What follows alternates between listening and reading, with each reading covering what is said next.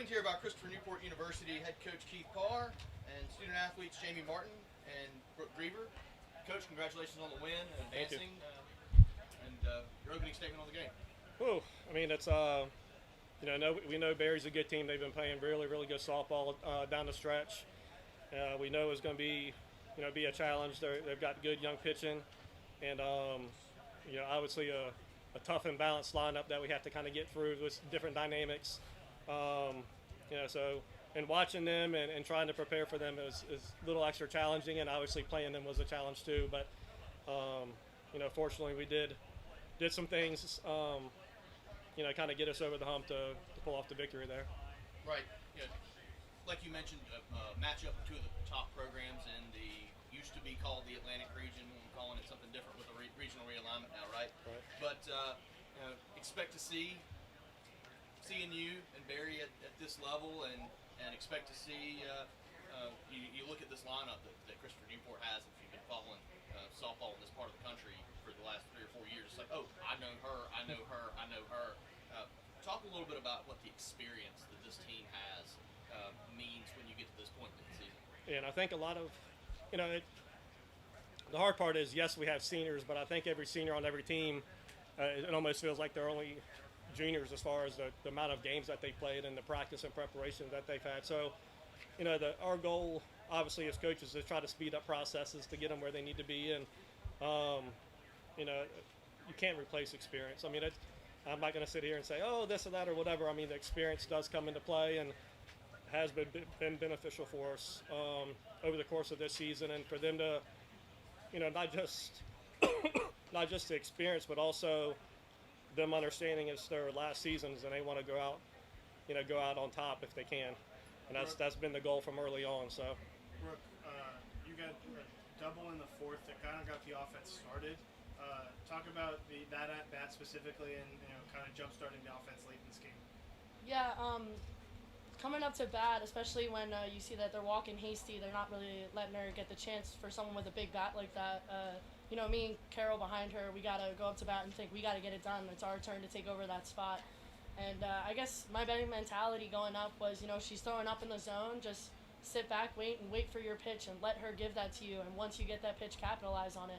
And it was a great feeling to get that started, and I think we can keep going. We're getting a little bit more selective, and I think we'll get some better at-bats looking up in the future.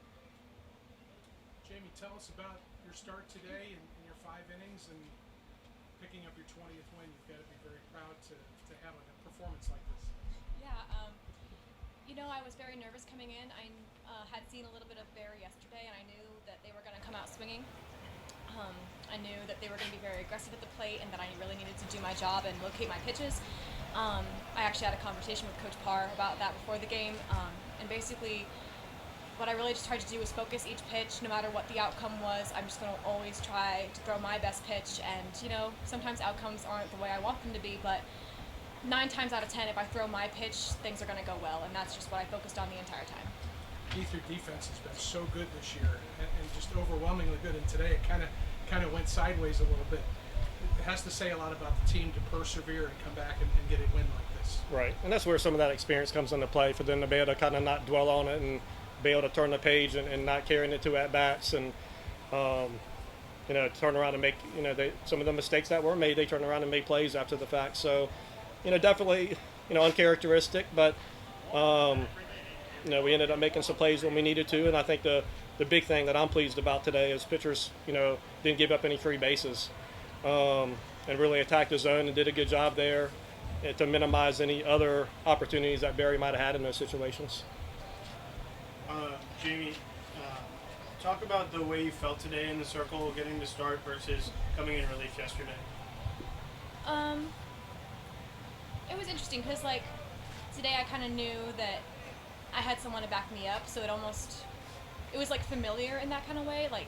When I've been starting most of the season, because Kate was injured, I didn't have that as much of a confidence because I knew we only had 2 pitchers to back me up. Well, this time I had 3, and obviously Kate's incredible, so it was kind of a relief in that way. And yesterday when I was coming in for Kate, she had already done such a great job. I just kind of knew I just have to do my job and support her and finish what she started. And right before Kate went in there in the sixth, what was that moment between the two of you before she ran out on the field? It's something that we tend to do every time one of us switches out. We give each other encouragements, give them a laydown of who's coming up next and what we did, what worked.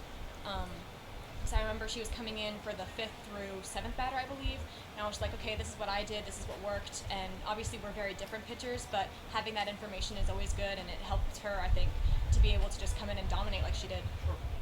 Brooke, you were on base 3 out of 4 times today, and you're a big part of the 4th inning, big part of the 6th, even in the 7th as well. And, this is a team that has a lot of big innings, and you had to feel good after getting those 3 big innings. Definitely, yeah.